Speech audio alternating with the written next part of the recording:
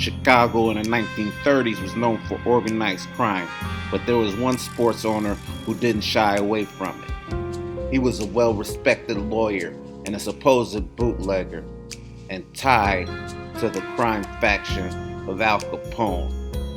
Here is his story. He came from a connected family.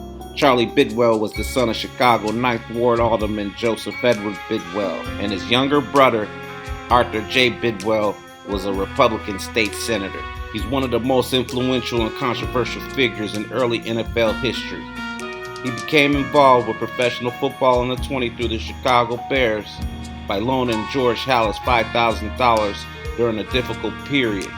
He purchased a share of the Bears and became a minority owner. He was a super powerful figure, a lawyer, a horse racing executive, a boxing promoter who was the head of Chicago Stadium at the time. During that era, Chicago business, politics, gambling, and organized crime often overlapped, and Bidwill was widely reported to have connections to notorious Chicago mob boss Al Capone. Historical accounts describe Bidwill as having business associations and ties within social circles that included Capone and other organized crime figures.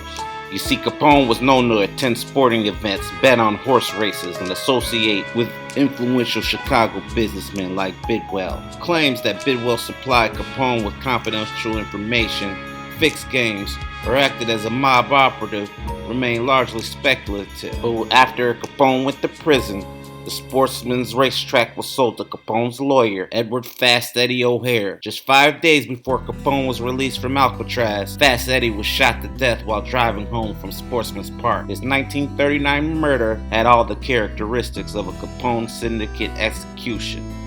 It was never solved, but when O'Hare's estate was settled, the Chicago Tribune revealed he was director of the Chicago Cardinals.